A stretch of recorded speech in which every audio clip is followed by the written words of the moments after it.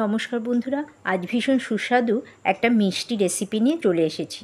আর এটা একটা নন fire recipe. আপনাকে কিন্তু গ্যাস ধরানোর একদমই প্রয়োজন হবে না, আর খুব সামান্য উপকরণে আপনি 10 মিনিটের মধ্যেই তৈরি করে ফেলতে পারবেন এই সুন্দর মিষ্টি রেসিপিটি। তাহলে বন্ধুরা চলুন শুরু করা যাক আজকের রেসিপি। আর এর জন্য প্রথমেই আমি নিয়ে নিয়েছি হাফ কাপ চিনি, গুঁড়ো চিনি নিয়েছি, আমি মিক্সার গ্রাইন্ডারে গুঁড়ো করে নিয়েছি। আর হাফ কাপ জল দিচ্ছি, হাফ কাপ চিনির সাথে হাফ কাপ জল। আর দিচ্ছি কয়েক ফোঁটা ফুড কালার, আমি লেমন ইয়েলো ফুড কালারটা নিয়েছি। যতক্ষণ না চিনিটা একদম জলের সাথে মিশে যাচ্ছে ততক্ষণ কিন্তু একটু নেড়ে নিতে হবে। আর সামান্য একটু আমি ফুড কালার ইউজ করব, কারণ কালারটা পুরোটা আসেনি। দেখুন চিনিটা মোটামুটি মিশে গেছে, আর যেটুকু বাকি আছে 2 মিনিট রেখে দিলে বাকিটা কিন্তু ওর সাথে মিশে যাবে। বাটিটা আমি সাইড করে রেখে নিয়ে আমি অপর একটি পাত্র নিয়ে নিয়েছি। এবার এর মধ্যে আমি দিয়ে দিচ্ছি গুঁড়ো দুধ। দেখুন আমুল স্প্রে যে 10 টাকা করে প্যাকেটগুলো হয় সেই প্যাকেট নিয়েছি একটা। আর এর সাথে আমি অ্যাড করছি মালাই। এই মালাইটা কিন্তু যে আপনি বাড়িতে দুধ যখন ফুটিয়ে রেখে দেন তার ওপরে যে মালাইটা জমে, এটা সেই মালাই নেওয়া হয়েছে এখানে। আর এর সাথে আমি 2 চামচ গুঁড়ো চিনি অ্যাড করছি। এবার খুব ভালো করে একে আমি মিশিয়ে নেব। একটু টাইম ধরে কিন্তু মেশাতে হবে, একদম মসৃণ একটা ব্যাটার তৈরি হবে। কন্টিনিউ নাড়তে নাড়তে, এখানে কিন্তু আপনি জল মেশাবেন না একদমই। দেখুন একদম মসৃণ একটা ব্যাটার তৈরি করে নিয়েছি। 2-3 মিনিট টাইম নিয়ে ব্যাটারটা তৈরি করবেন। সম্পূর্ণ রেসিপিটা আমাদের 10 মিনিটের মধ্যে কিন্তু হয়ে যাবে।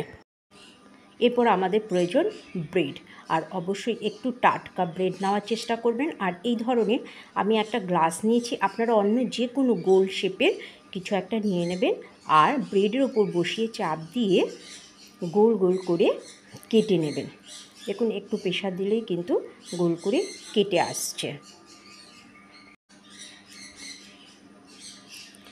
আপনারা কোনো ছোট ঢাকনা বা অন্য যে কোনো জিনিস দিয়ে কিন্তু এভাবে গোল রাউন্ড শেপ করে নিতে পারেন।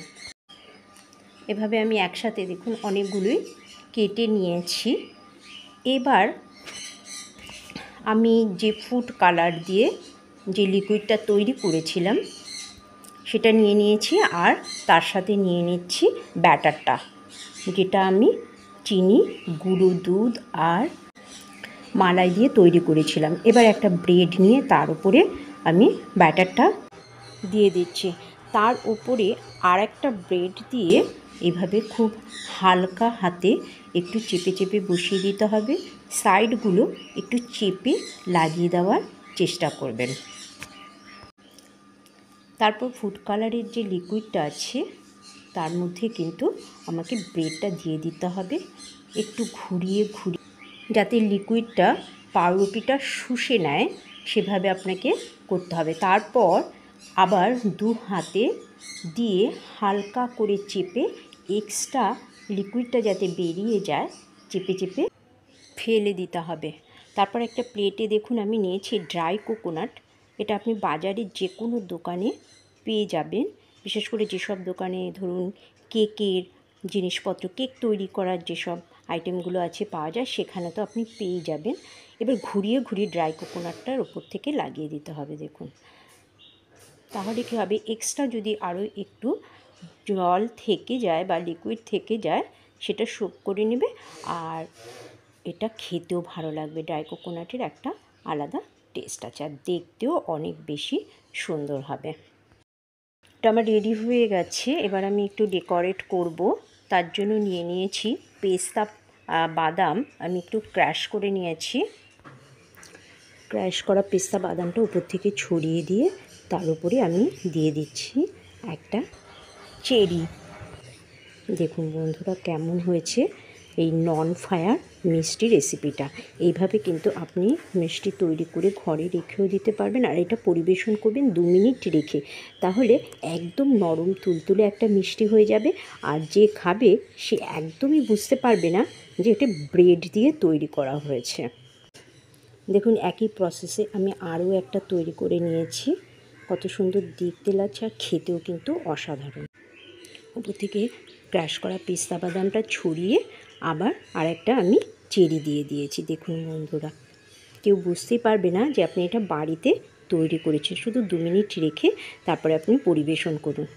দেখুন একসাথে দুটো দেখাচ্ছি। এভাবে একে একে আমি যতগুলো ব্রেড কেটেছিলাম সবগুলোই আমি তৈরি করে নেব। তাহলে বন্ধুরা, কেমন লাগলো আমার এই মিষ্টি রেসিপিটি আপনারা কিন্তু অবশ্যই কমেন্টস করে জানাবেন, আর আপনারা বানিয়ে খাবেন, কতটা সুস্বাদু হয়েছে সেটাও কমেন্টস করে জানাবেন। তাহলে বন্ধুরা, থ্যাংক ইউ সো মাচ। সবাই ভালো থাকবেন, সুস্থ থাকবেন, ভালো খান, ভালো থাকুন আর আমার রেসিপিগুলো দেখতে থাকুন।